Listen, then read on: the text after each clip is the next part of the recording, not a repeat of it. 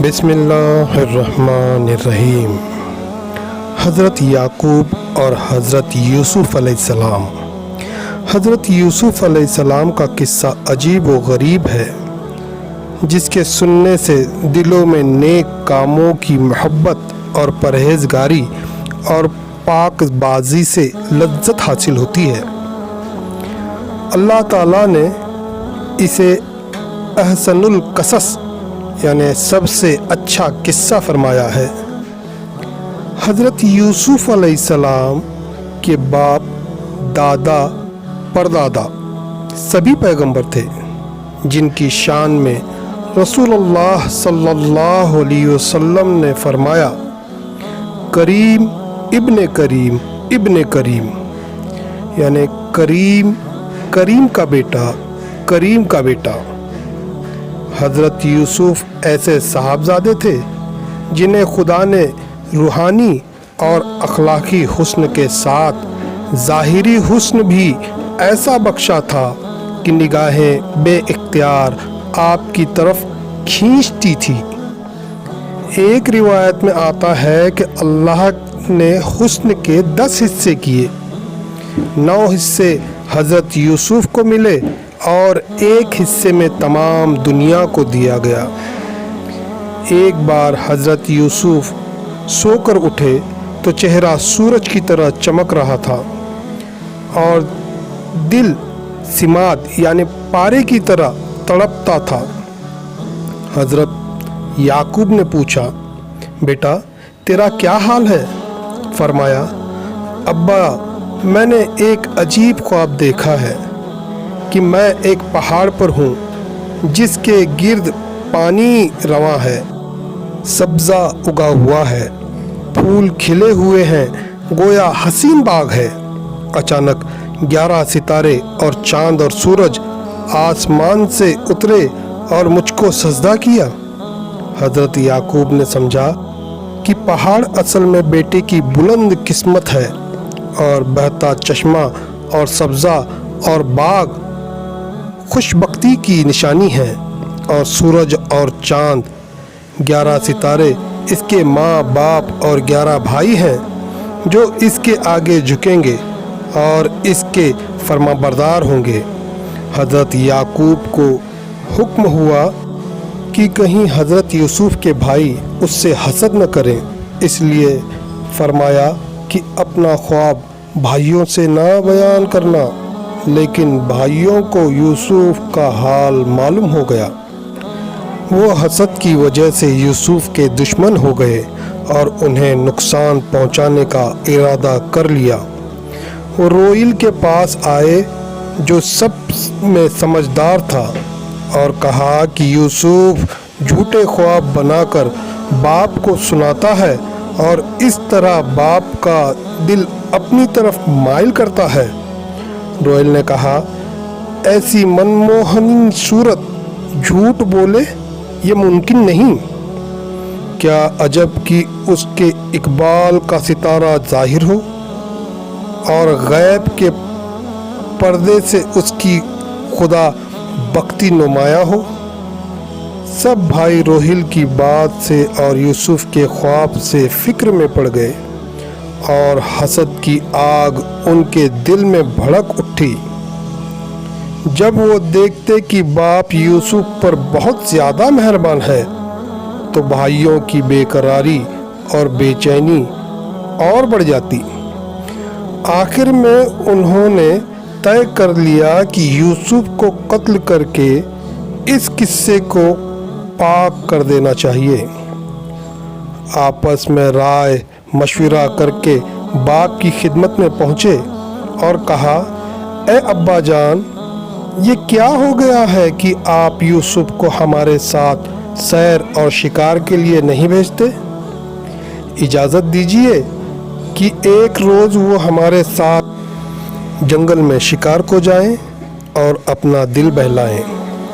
حضرت یعقوب نے فرمایا، اس بیٹے سے میرا دلی لگاؤ ہے، اس کی جدائی مجھے پسند نہیں۔ کہیں ایسا نہ ہو کہ تم غافل ہو جاؤ اور بھیڑیا اسے کھا جائے۔ بیٹوں نے کہا، یہ کیسے ممکن ہے کہ ہم سب کی موجودگی میں کوئی نقصان یا تکلیف پہنچے یوسف کو؟ باپ حضرت یوسف کو بھیجنے پر تیار نہ ہوئے۔ بھائی نا امید ہو گئے۔ شیطان نے ان کے دل میں ڈالا کہ پہلے یوسف کو راضی کر لو، تب باپ کے پاس جاؤ۔ بہار کا موسم تھا۔ بھائیوں نے یوسف کو ساتھ لے جانے پر راضی کر لیا اور یوسف کو لے کر باپ کے پاس پہنچے اور اجازت چاہی۔ جب حضرت یعقوب نے دیکھا کہ یوسف خود جانا چاہتے ہیں تو مجبور ہو کر جانے کی اجازت دے دی اور یہودا سے فرمایا، میں یوسف کو تمہیں سونپتا ہوں، پوری نگرانی رکھنا اور اسے کسی طرح کی تکلیف نہ پہنچانا۔ حضرت یعقوب نے یوسف کو چھاتی سے لگایا اور فرمایا، اے پیارے بیٹے، اگر جدائی کا زمانہ لمبا ہو جائے تو اپنے کو مت بھولنا، اس لیے کہ وہ جب تک تجھے نہ دیکھے گا ہرگز نہ باپ ہنسے گا۔ آزمائش کا دور۔ نواد القصص میں لکھا ہے کہ جب حضرت یعقوب یوسف سے چند قدم دور ہوئے تو آپ پر غشی طاری ہو گئی۔ حضرت یوسف کو پھر سینے سے لگایا اور آہ بھر کر فرمایا، مجھے جدائی کی بو آ رہی ہے۔ حضرت یوسف کے بھائی حضرت یوسف کو اپنے ساتھ لے کر چلے۔ جب تک وہ حضرت یعقوب کی نگاہوں کے سامنے تھے تب تک وہ حضرت یوسف کے ساتھ محبت اور عزت سے پیش آتے رہے۔ جب باپ کی نگاہ سے دور ہو گئے تو حضرت یوسف کو ستانا شروع کیا، کبھی تماچوں سے مارتے اور کبھی نہایت ذلت سے اپنے آگے دوڑاتے۔ حضرت یوسف کا گلاب سا چہرہ گرمی سے پسینہ پسینہ ہو گیا اور پیاس کی وجہ سے گلا سوکھ گیا۔ بڑی عزیزی اور منت سے بھائیوں سے پانی مانگا، لیکن انہوں نے پانی نہ دیا۔ کھانا مانگا تو بولے بھی نہیں۔ ایک نے کہا، وہ ستارے کہاں ہیں جو تیری خدمت میں حاضر تھے؟ ان سے مدد کیوں نہیں مانگتے؟ حضرت یعقوب نے ایک آفتابے میں پانی بھر کر حضرت یوسف کے لیے دیا تھا۔ شمعون نے پانی زمین پر بہا دیا اور کہا کہ پیاس سے کیا روتا ہے؟ اب تو ہم تجھ سے بدلہ لیں گے اور تجھے زندہ نہیں چھوڑیں گے۔ حضرت یوسف نے قتل کی بات سنی تو ڈر گئے اور خدا سے دعا کی، اے فریادی کی فریاد سننے والے، میری مجبوری اور لاچاری پر رحم کر اور مجھے اس مصیبت سے نکال۔ پھر روئیل سے کہا، اے میرے بھائی، تو اور بھائیوں سے بڑھ کر مجھ سے محبت کرتا تھا اور میرے ساتھ مہربانی سے پیش آتا تھا، مجھے ایک چلو پانی پینے کو دے دے تاکہ میری پیاس کی آگ بجھ سکے۔ اس نے پانی کے بدلے پھر یہودا کے دامن پر ہاتھ مار کر کہا، باپ نے مجھے تجھے سونپا تھا، تو ہی بتا کہ میرا کیا قصور ہے۔ یہودا کو یوسف کی پریشانی دیکھ کر رحم آیا اور بھائیوں کو ستانے سے روکا اور یوسف سے کہا، جب تک میں زندہ ہوں کوئی تیری جان نہیں لے سکتا۔ بھائیوں نے جب یہودا کو بدلتے ہوئے دیکھا تو کہا، तुम यूसुफ के मामले में क्या सलाह देते हो? यहूदा ने कहा, मैं यूसुफ के कत्ल से राजी नहीं हूं। बेगुनाह को कत्ल करना बड़ा गुनाह है। बेहतर तो यह है कि लौट चलो और बाप की अमानत बाप को सौंप दो।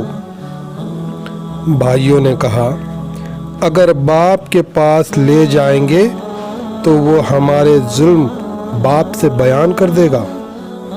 फिर यहूदा ने सोच कर कहा, इसे कुएं में डाल दो, वहाँ या तो ये मर जाएगा या फिर कोई इसे निकालकर दूसरे मुल्क में ले जाएगा। सबको ये बात पसंद आई। कनआन से 3 फरलांग पर एक कुआं था। हजरत यूसुफ को उस कुएं पर ले गए। जब कुएं में डालने का इरादा किया तो हजरत यूसुफ ने कहा, आप लोग हमारे बड़े भाई हैं और मैं छोटा हूँ। भाइयों को हजरत यूसुफ पर बिल्कुल रहम न आया। कमीज उतार ली और हाथ पांव रस्सी से बांधकर इस चांद से भाई को अंधेरे कुएं में लटकाया। अभी कुएं में आधी दूर तक ही यूसुफ पहुंचे होंगे कि रस्सी काट दी। हजरत जिब्रील खुदा के हुक्म से कुएं में पहुंचे और ये खुशखबरी दी, गम न कर, तेरा गम खुशी में बदल जाएगा। ये बला की काली रात ढल जाएगी। खुदा तुझे तख्ते सल्तनत पर बिठाएगा और तेरे भाई तेरे सामने मजबूरी की हालत में खड़े होंगे और तू उनकी खताएं उन्हें याद दिलाएगा और ये अपनी खताओं का इकरार करेंगे। जब यूसुफ के भाई हजरत यूसुफ को कुएं में डालकर फारिग हुए तो एक बकरी के बच्चे को ज़िबह किया और हजरत यूसुफ के कुर्ते को उसके खून में डुबो लिया। शाम को रोते पीटते घर पहुँचे। उधर हजरत याकूब को बेटे का सख्त इंतज़ार था। बेटों ने ये खबर सुनाई कि हम तो यूसुफ को सामान के पास छोड़कर आगे गए थे, उसको भेड़िया खा गया। हजरत याकूब ये सुनकर रंज के मारे बेहोश हो गए। होश में आने पर रोइल ने आगे आकर कहा, ऐ मेरे मोहतरम बाप, खुदा तुझे यूसुफ की तरफ से सब्र जमील दे। हजरत याकूब ने बेटे का कुर्ता तलब किया और उसे देखकर फरमाया, अजीब गरीब भेड़िया था, बेटे को तो खा गया और उसके लिबास को चीरा तक नहीं। और फरमाया, फसब्बुन जमील वल्लाहु मस्तआनु अलामा तसीफून। अब सब्र जमील है और जो कुछ तुम कर रहे हो उस पर खुदा ही मददगार है। उधर इत्तेफाक से सौदागरों का एक काफिला मदयन से मिस्र को जा रहा था, जो रास्ता भूलकर जंगल में भटक गया था। कुएं पर पहुँचे जिसमें हजरत यूसुफ डाले गए थे, तो काफिले के सरदार ने कहा कि आज यहीं क़याम करो। सुबह सरदार ने अपने 2 गुलामों को कुएं पर पानी लाने के लिए भेजा। जब डोल कुएं में पहुंचा तो हजरत यूसुफ ने समझा कि मेरे भाई मुझको कुएं से निकालना चाहते हैं। कुएं में उन्हें 3 दिन रात गुजर चुके थे। हजरत जिब्रील नाजिल हुए और कहा, ऐ यूसुफ, इस डोल में बैठ जा। हजरत यूसुफ इस डोल में बैठ गए। जब गुलाम ने डोल खींचा और डोल में हजरत यूसुफ को देखा तो वो बे इख्तियार खुशी से पुकार उठा, या बुशरा हाजा गुलाम। आहा, ये तो लड़का है। हज़रत यूसुफ के भाइयों ने एक शख्स को इस काम के लिए मुकर्रर किया था कि अगर कोई यूसुफ को निकाले तो हमें खबर करना। जब जासूस ने भाइयों को इसकी खबर की तो वो फौरन काफिले वालों से मिले और कहा, कुछ रोज़ से ये हमारा ग़ुलाम भागा था, हम खुद इसकी तलाश में हैं। सौदागरों ने कहा, वाह वाह, ये लड़का तो शराफत का पुतला मालूम होता है। ये कैसे मुमकिन है कि हम इसे भागा हुआ ग़ुलाम समझें?